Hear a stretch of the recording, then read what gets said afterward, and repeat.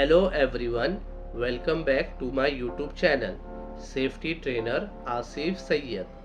आज के इस वीडियो में हम लोग एक ऐसे टॉपिक के बारे में बात करने जा रहे हैं जो इंटरव्यू सेशन में सेफ्टी प्रोफेशनल से पूछा जाता है, जिसका नाम है इमरजेंसी असेंबली पॉइंट।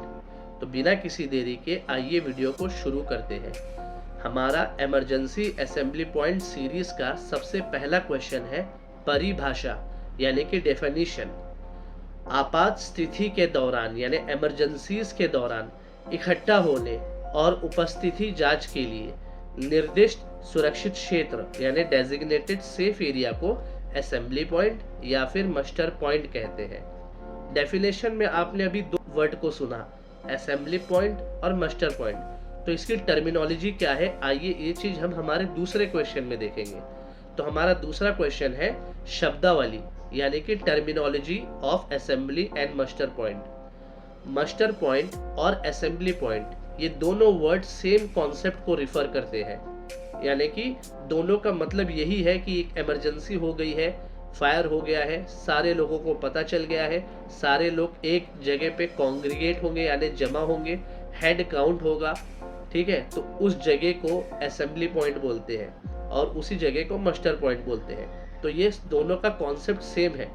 हाँ, ये बात और है कि मस्टर पॉइंट को समुद्री और सैन्य संदर्भों में यानी कि मैरीटाइम एंड मिलिट्री कॉन्टेक्स्ट में ज़्यादा यूज़ किया जाता है, और दूसरी तरफ असेंबली पॉइंट को कंस्ट्रक्शन और इंडस्ट्रियल सेटिंग्स में ज़्यादा यूज़ किया जाता है। बस यही फ़र्क है, लेकिन आप उसको इंटरचेंज भी अगर हो जाता है तो भी कोई प्रॉब्लम की बात नहीं है। मस्टर पॉइंट और असेंबली पॉइंट दोनों एक ही चीज है।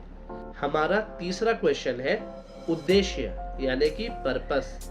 सभी की सुरक्षा सुनिश्चित करना यानी एंश्योर करना, और सभी व्यक्तियों की यानी एम्प्लॉयज की उपस्थिति यानी प्रेजेंट की जांच करना यानी कि उनकी मौजूदगी, ये हमारा पर्पस है।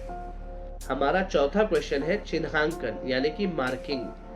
आसानी से पहचान के लिए स्पष्ट संकेतों यानी इजी आइडेंटिफिकेशन के साथ चिन्हित होनी चाहिए, मतलब clearly mark easy identification marking होना चाहिए कि असेंबली पॉइंट इस तरफ है। हमारा पांचवा क्वेश्चन है स्थान यानी कि लोकेशन। संभावित खतरों यानी कि पोटेंशियल हैजार्ड से सुरक्षित दूरी यानी कि सेफ डिस्टेंस पर होनी चाहिए असेंबली पॉइंट। हमारा छठा नंबर का क्वेश्चन है असेंबली पॉइंट के उपयोग के मामले यानी use cases of assembly point. Assembly point को कब यूज किया जाता है, जैसे आग यानी कि फायर, विस्फोट यानी कि एक्सप्लोशन, रसायन के बहाव यानी केमिकल रिलीजेस, दैवीय आपदा यानी नेचुरल डिजास्टर, या फिर निकासी जैसी घटनाएं यानी इवैक्यूएशन के वक्त इस्तेमाल किया जाता है। हमारा 7th नंबर का क्वेश्चन है परीक्षण यानी कि ट्रेनिंग। वर्करों को हैजार्डस प्लेस से असेंबली पॉइंट लोकेशन तक कैसे आना है, उस चीज के लिए वर्कर ट्रेंड होना चाहिए। और असेंबली पॉइंट का क्या महत्व है यानी क्या इंपॉर्टेंस है असेंबली पॉइंट का, ये वर्करों को पता होना चाहिए। हमारा 8वां नंबर का क्वेश्चन है आपातकालीन अभ्यास यानी कि इमरजेंसी ड्रिल्स।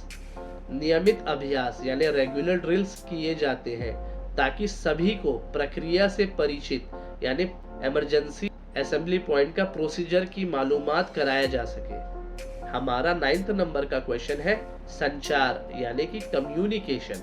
कर्मचारियों को यानी वर्करों को असेंबली पॉइंट तक मार्गदर्शन करने के लिए यानी गाइड पर्सनल होना चाहिए। प्रभावी संचार इफेक्टिव कम्युनिकेशन बनाए रखा जाता है।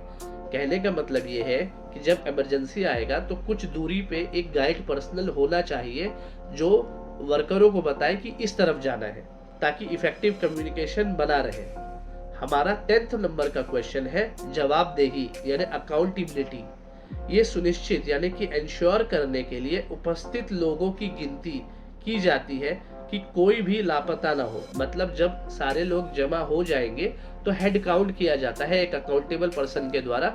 मान लो वर्कर है 500, तो अब हेड काउंट कर रहे हैं कि कितने लोग असेंबली पॉइंट पे आ चुके हैं।